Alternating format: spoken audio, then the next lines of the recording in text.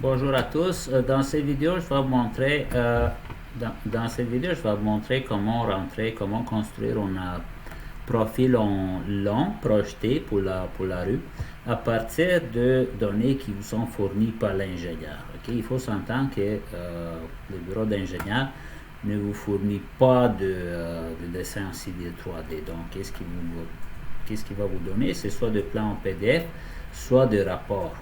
Donc, on va construire ça à partir d'un rapport.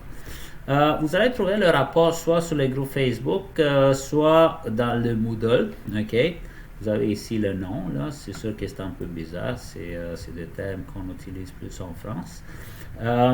Qu'est-ce qu'il faut regarder avant de commencer? Il faut l'imprimer, puis il faut regarder combien de points d'intersection verticale qu'on a. Ok, on va compter même celui-là, le premier. Donc, les points d'intersection 0, si vous voulez, c'est le début de votre route. Ça commence au chaînage 0. Ok, donc, au total, là, si je les compte, je pense que j'en ai 12, incluant le dernier point.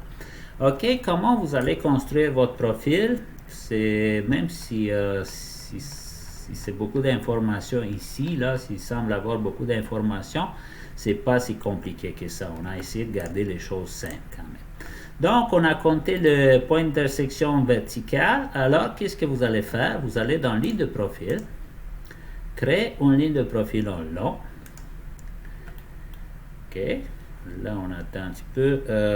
Là, vous sélectionnez le profil en long de votre surface de terrain naturel. C'est ici qu'on va travailler.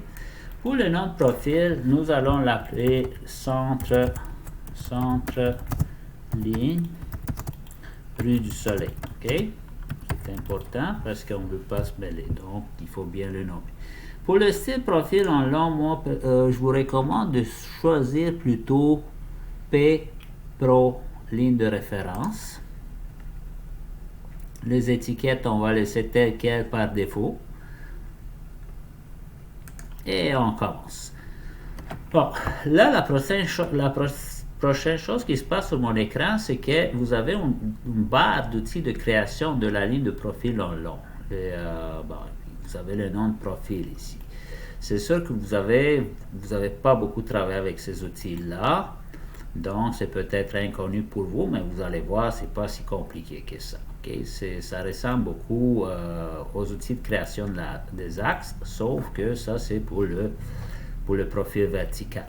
On va commencer par dessiner les tangentes selon les points d'intersection verticale qui sont affichés dans notre rapport de profil vertical. Ensuite, on va les éditer pour avoir la même information que dans le profil vertical. Puis, on va finir par raccorder les tangentes par des courbes paraboliques, okay? Des courbes verticales paraboliques.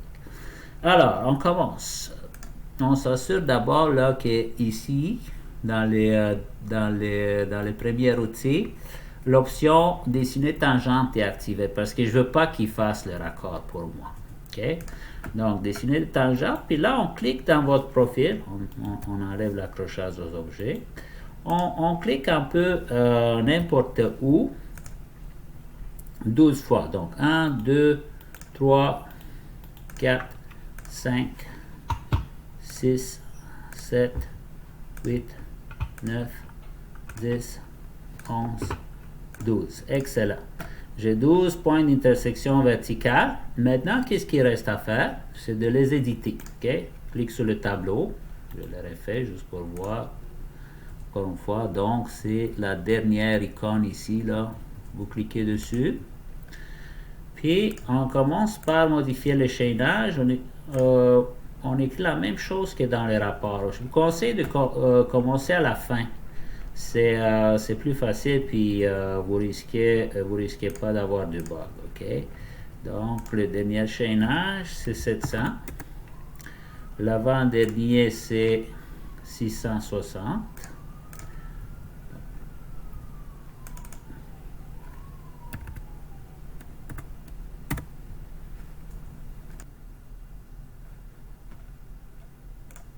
Après avoir fini avec les altitudes, avec les chaînages, il va falloir modifier les altitudes. Donc, pour chaque chaînage, vous mettez l'altitude que vous trouvez dans les rapports.